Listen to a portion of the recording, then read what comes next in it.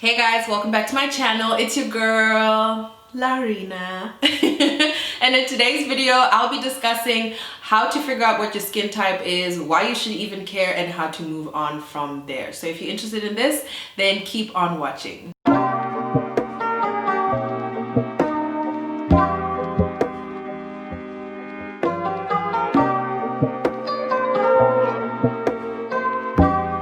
First things first, listen girl, if this is the first video you've ever watched of mine, then I would suggest you subscribe. Like, this is just a suggestion. I mean, I don't know everything, but I definitely know what I'm talking about in this video.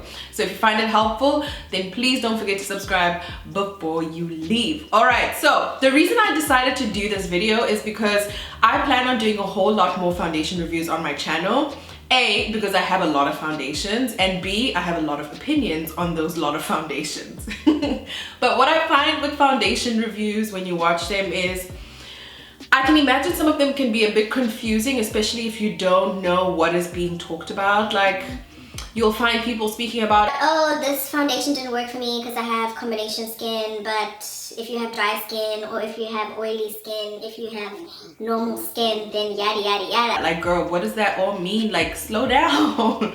And also, don't even get me started on like undertones, warm undertone, blue undertone, purple undertone, somebody undertone. Okay, so I decided I am going to be doing those types of videos first, so that if ever you are lost in my foundation reviews or in my skincare product reviews going forth, then you can always use these videos as reference. First things first, why should you even bother? Like, why should you care? Like, you've lived your entire life like not knowing what your skin type is, and you're good. If you're good, then you're good. If you're good, then you're good. Then maybe you understand. I think it's very important for you to know what your skin type is, because you can only do so much with products if you don't know what it is you're tackling, right? Like, you can only solve a problem if you know what the problem is. So I think it's very important that you know what your skin type is, especially if you're trying to get your skin to a better place. Maybe you don't like the way the texture is, maybe you don't like the way it looks or the way it feels. I think it is very important that you first figure out what is your skin type, and then you go and buy the products and the makeup that are in alignment with what you're trying to do. When trying to determine what your skin type is, I would highly suggest you use a mild cleanser in order to wash your face. So just wash your face as normal. And then I would suggest using a cleanser, not necessarily the cleanser that you normally use, because that might actually be the problem. So for example, if you have oily skin and you've been using a cleanser for dry skin, then trying to figure out your skin concern or your skin problem is not necessarily going to work out.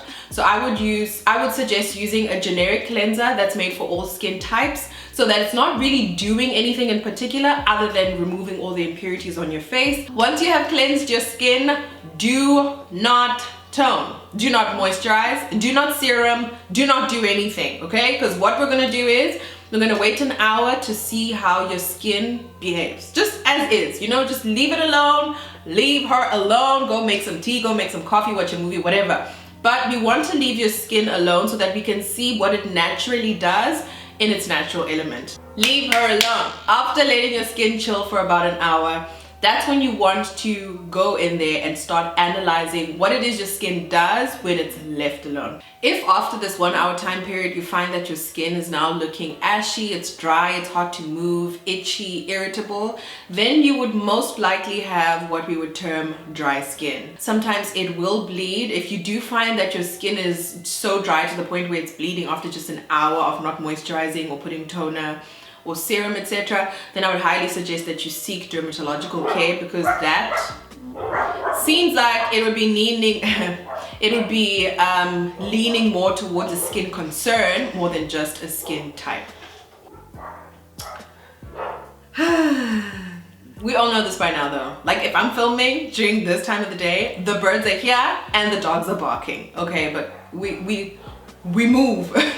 All right, so some of the reasons you may have dry skin can be because of genetics, weather, or other external factors. We have what we have because of the two people that came together and amalgamated this new string of DNA, you know? So some things you can't avoid, okay? You're just gonna have to rather deal with the symptoms of dry skin, and there's nothing you can do to prevent it. But other things could be weather. So you might notice that you get that, I wanted to say crackling feeling, but I don't think that's the right term. You might get that dry feeling in your skin during winter time because the weather is more drying out. And it could also be because you're using skincare routine or skincare products that are too harsh on your skin. So they're stripping so much of the natural oils and natural hydration that your skin has. So one of the main reasons, or the main reason, the only reason, the big reason why your skin would be dry is because it's not producing enough sebum. Sebum is what helps protect your skin from external factors and stops it from becoming dehydrated. So if you're not producing enough of that sebum on your skin, that's where you'll find that you have the itchy, dry, flaky, uncomfortable skin. And then you'll need to decide now, are you using products that are too harsh on your skin and not stripping all that sebum and natural oils from your skin? Or is it a genetic factor? Or is it the weather? There's many other things that you now need to consider as to why you're going through this issue and how to solve it and move forward. Unlike dry skin, if you have waited an hour and you find that you have been making coffee and you've watched a movie, but your face is telling you other stories, making you look like you've been doing marathons and doing the most, then you have what we would term oily skin. Now this happens when the exact opposite of dry skin happens. So your glands are secreting too much sebum, which is that oily waxy oil, girl, bye.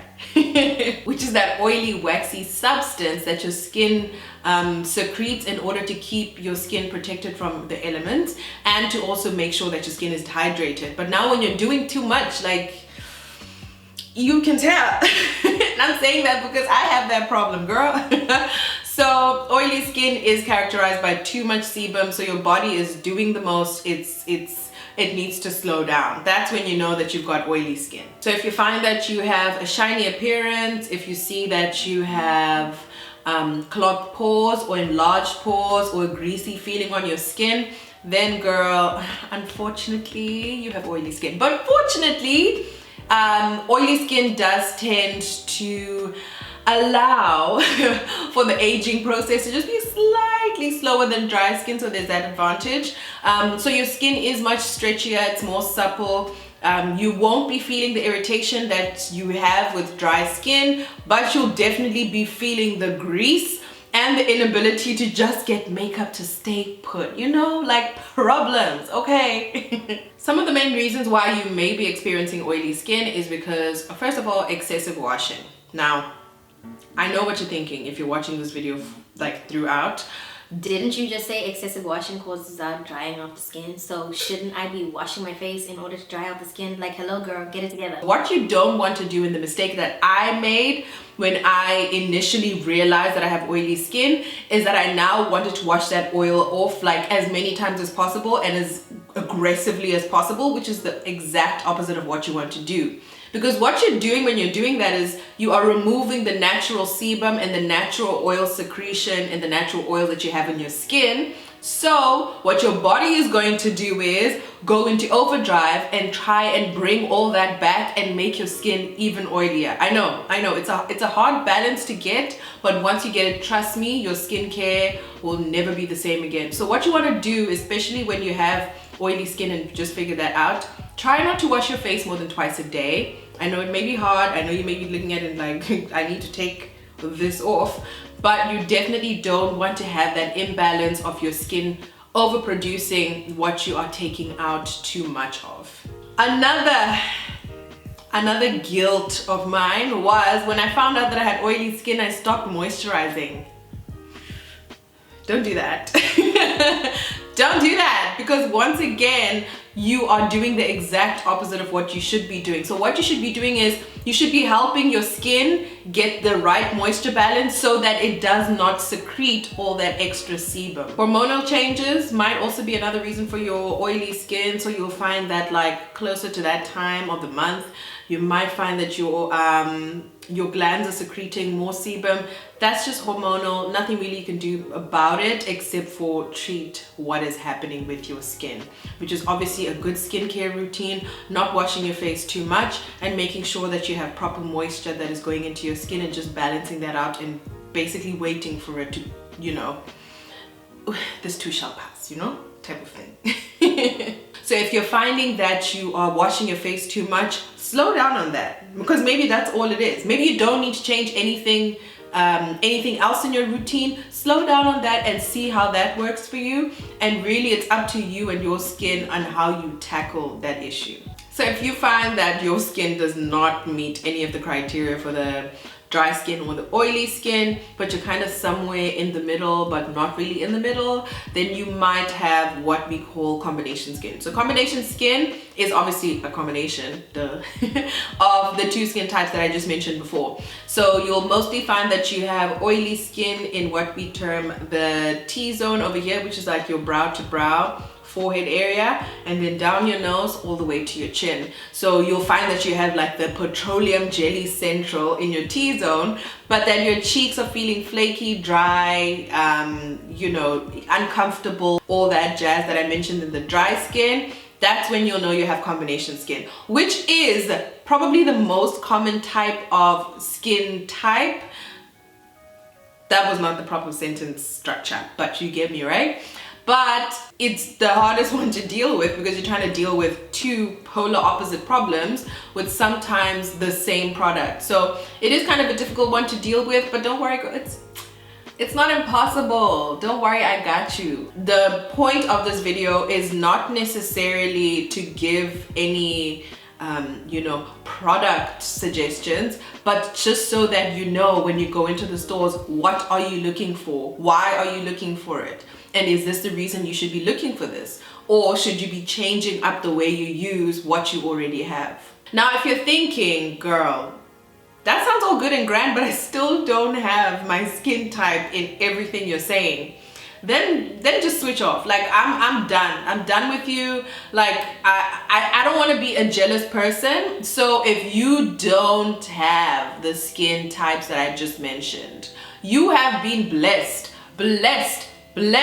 with normal skin. You don't have skin that is too oily. You do not have skin that is too dry. If you don't think that your skin type falls into any of the four, then you might be mistaking a skin concern for a skin type. So everyone has a skin type, but not everyone has a skin concern.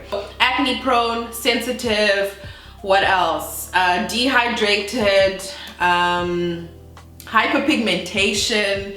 It's very important to distinguish between skin concerns or skin conditions and skin types. So there are mainly 4 skin types. Obviously, I mean, there's always an outlier somewhere, but it would have to be dry, oily, combination, and normal. And that is it, you guys, on skin types. I obviously didn't go in depth in this video because that's not what this video is about. This video is just basically to help you identify, first of all, what you want to solve, and then you can go on to figuring out the right products. Let me know down in the comment section below what your skin type is and whether you think you have it on point, you have it accurate, you know your skin, girl, or whether you'll be redoing your skincare test, skin type test, in order to figure out what your real skin type is, and then be moving forward and using the right products.